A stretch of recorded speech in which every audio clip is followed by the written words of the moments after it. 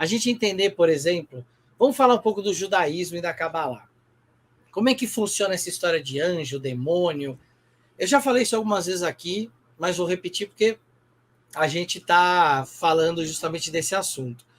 Para o judaísmo raiz ali, para a galera da Cabalá, não existe anjo e demônio, no sentido que a gente está acostumado no cristianismo. Tudo que existe são manifestações da força divina.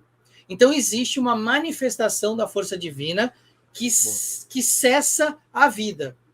A gente chama de morte. E essa manifestação, a função dela é cessar a vida. A gente chama de morte, então a gente acaba emprestando uma qualidade divina chamada morte. Então, existe um anjo da morte.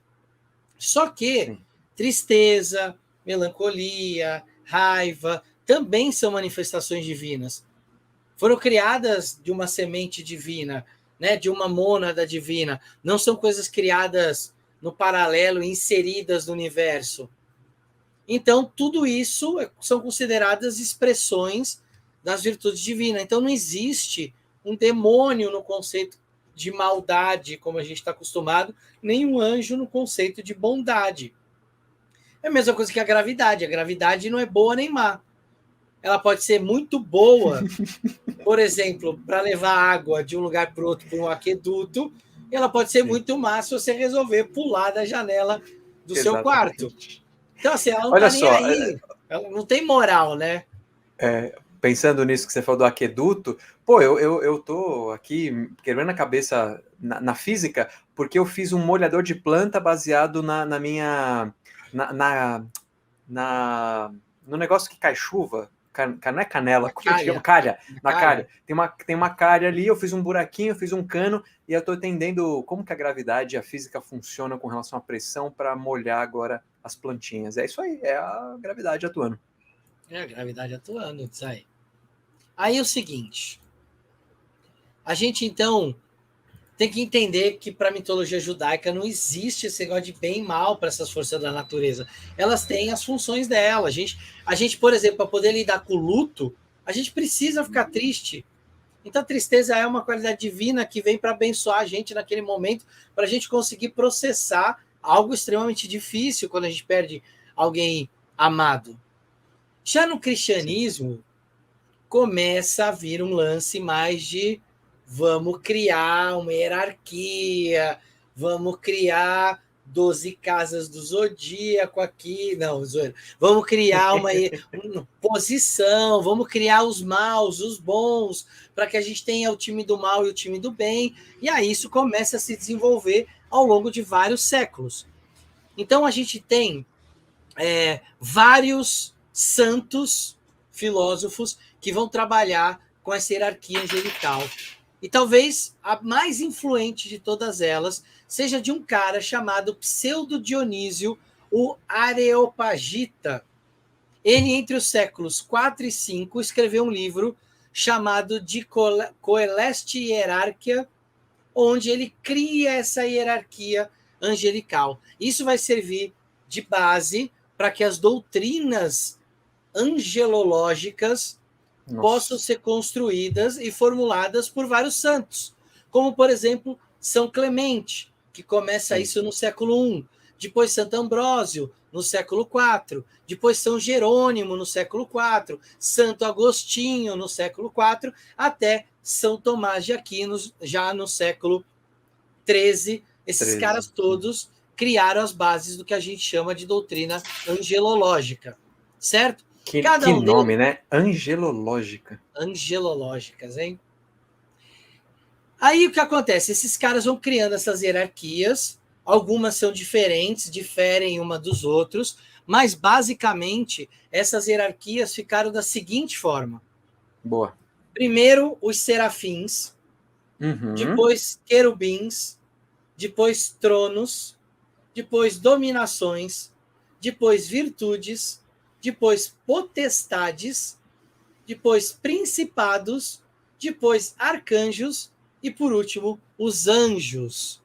São 9 hierarquias, assim como os níveis da árvore da vida. Fica a dica. Olha aí, olha aí. Então, os anjos são vários e só um anjo é isso?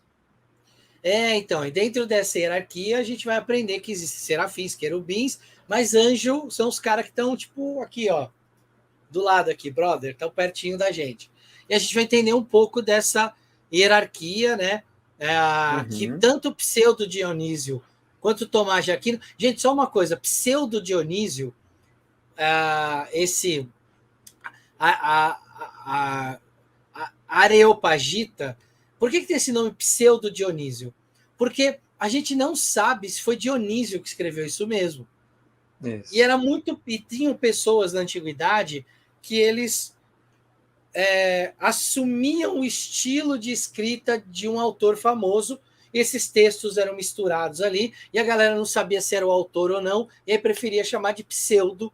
Então a gente não está falando de um cara que era falso, mas Pseudo Dionísio, Areopagita, a obra dele é uma junção de textos de Dionísio e de textos que os autores, que os pesquisadores falam, eu acho que esse texto não é dele, mas o estilo é muito parecido, então a gente vai colocar junto, ok?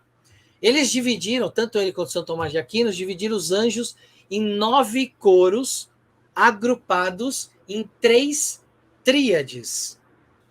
Vamos lá, vamos falar da primeira tríade, né? A primeira tríade, onde estão ali localizados os serafins, os querubins e os tronos.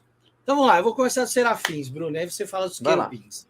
Tá bom. Os serafins, esse nome serafim, ele vem do hebreu saraf.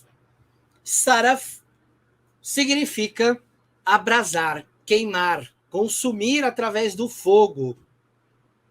Eles foram chamados por esses caras da angelologia de serpentes de fogo e eram considerados a ordem mais elevada, da esfera mais alta. Provavelmente, para quem manja um pouquinho de cabala, os serafins estão em Keter, a coroa da criação, e eles são os anjos mais próximos de Deus e conseguem emanar essa energia de Deus no grau mais alto, na essência divina mais alta possível.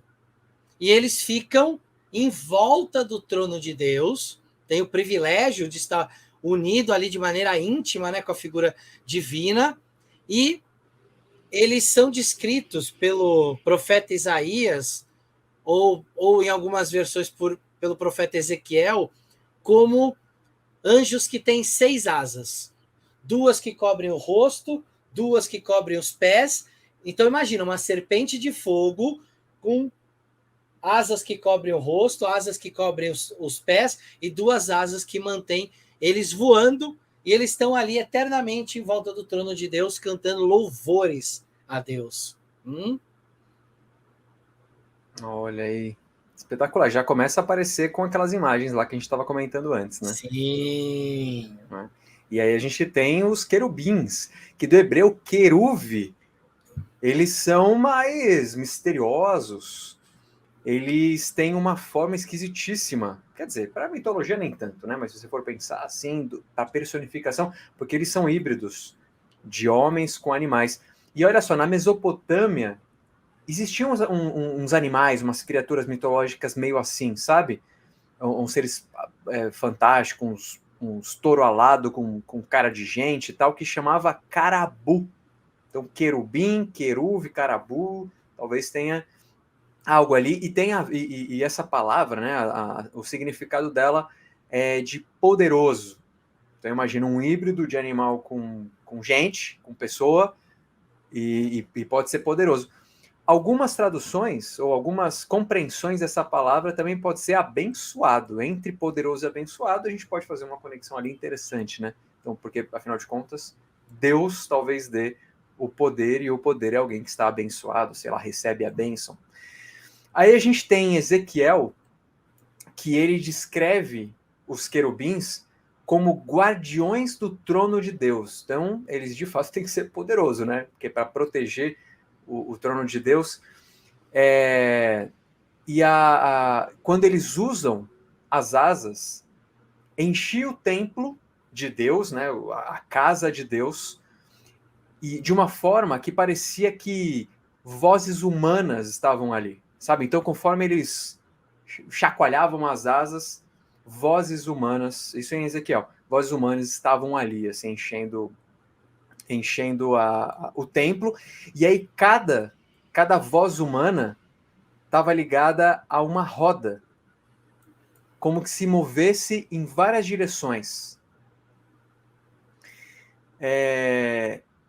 E aí é um misto aqui de coisas. Então, existiam essas rodas que giravam, e essas rodas tinham faces, 4 faces diferentes: leão, touro, águia e homem. E aí a gente começa já a fazer associação com o tarô.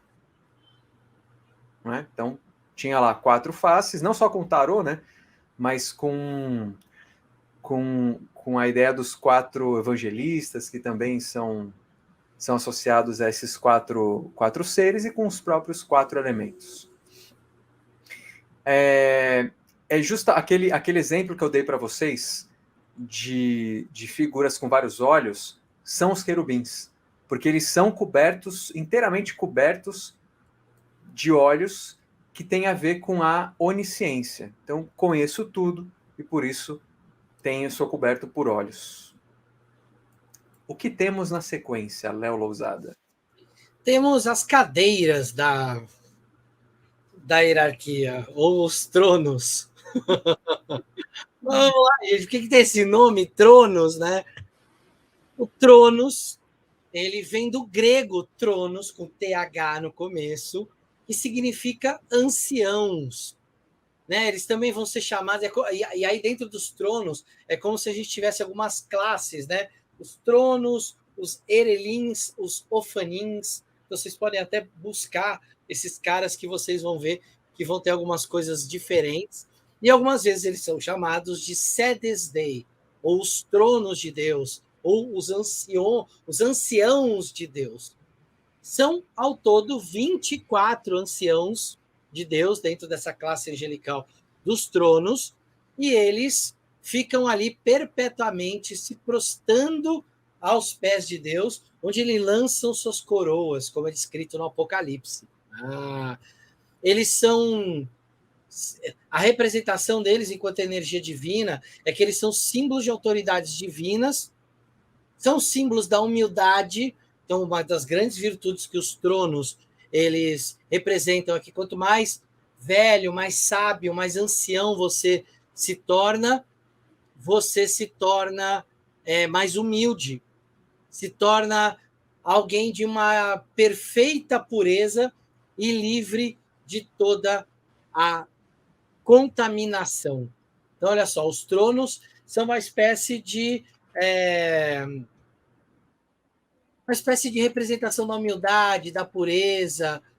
Então, são anciãos muito antigos que ficam ali próximos de Deus e que representam para a humanidade esse tipo de energia.